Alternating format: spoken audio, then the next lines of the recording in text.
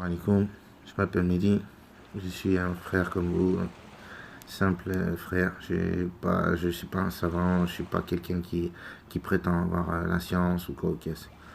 Si je fais cette vidéo, c'est pour appeler tout simplement à la concertation certains frères et sœurs. Je m'aperçois que beaucoup de frères et sœurs aujourd'hui, en 2018, se posent des questions sur les hadiths, sur certains tafsirs, tout ça. Et donc voilà, cette vidéo, elle est là pour appeler à la concertation. Ceux qui sont comme moi, qui sont très suspicieux, voire douteux concernant tout ce qu'on nous apprend, concernant pas mal de choses. Donc voilà, est-ce que les hadiths nous disent d'aller lire les hadiths? Ben, au contraire, apparemment, j'ai découvert. J'ai appris par d'autres frères qui, eux, ont fait le travail. Hein. Moi, je suis pas, comme je dis, je suis, comment on peut appeler ça sur la toile, un chercheur de vérité. Et j'invite les gens à partager ça. Pourquoi? Parce qu'effectivement, quand j'ai découvert ça, ces frères-là vous disent eux aussi de partager au maximum de personnes. Donc voilà, le but de la vidéo, c'est de partager et d'appeler la concertation, comme Allah nous dit dans le Coran, de se concerter. Donc voilà, les hadiths, vous avez dans Bukhari, tome 1, volume 1, qui nous enseigne que le prophète, qui l'appelle ça sur lui, a dit: n'écrivez rien de moi si c'est pas le Coran. Ça, c'est le tout premier hadith dans Bukhari, tome 1, volume 1, déjà d'entrée de jeu. Ensuite, vous avez dans Muslim le hadith où le prophète, qui l'appelle ça sur lui, il dit si vous avez écrit sur moi, alors effacez. Comme je vous ai dit, moi je ne suis pas un savant, je vous invite à regarder tout ça de votre côté. Je vais essayer de vous mettre tous les liens qui sont en corrélation avec ce que je suis en train de vous dire.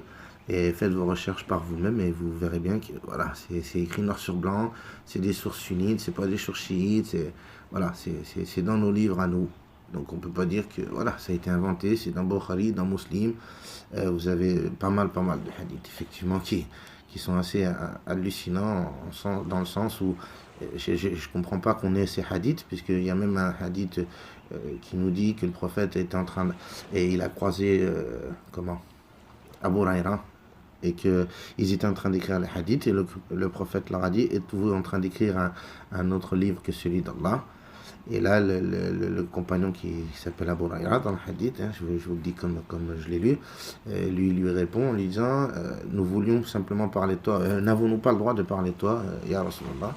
Et le prophète de lui répondre: si, j'aurais aimé, mais les menteurs vont se glisser. Et après, le hadith continue, et vous apprenez qu'Abu Huraira, avec les autres compagnons qui étaient en train de retranscrire par écrit les hadiths, les ont brûlés. Vous avez un autre hadith où vous apprenez que Omar, il avait des hadiths et qu'il a juré par Allah. Il a dit: j'ai jamais juré de ma vie, je jure par Allah que je ne mettrai jamais par écrit les hadiths, car ceux qui étaient avant nous ont fait ce genre de choses. On sait très bien que l'Injil a été déformé avec les épîtres de Paul, de Jacques, de Luc, de Matthieu, et ainsi de suite. Donc voilà, tous ces hadiths-là me font douter, me font poser beaucoup de questions en me disant: apparemment les hadiths, on n'aurait même pas dû les avoir dans les mains.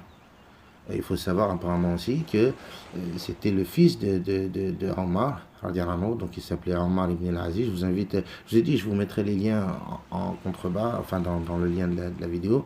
Et à vous d'aller lire, je vous dis honnêtement, c'est beaucoup de lecture, c'est des heures de lecture.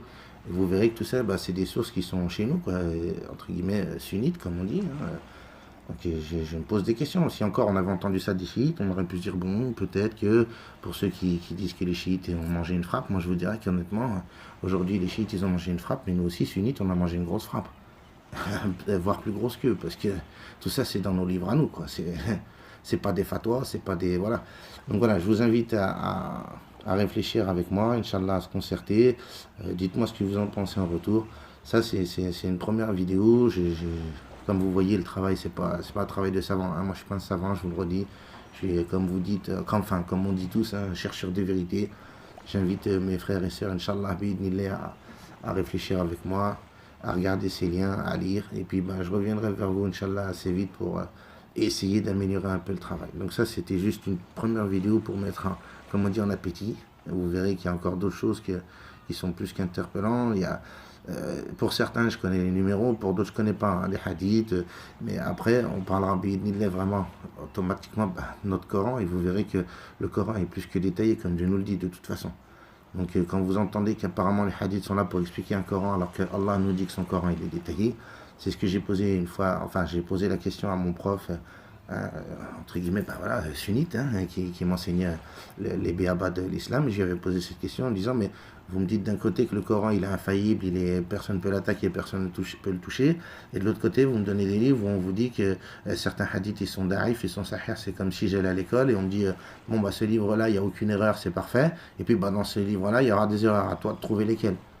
Excusez-moi, je suis là en apprentissage, et autant me donner un livre correct que me donner un livre correct et un autre qui n'est pas correct.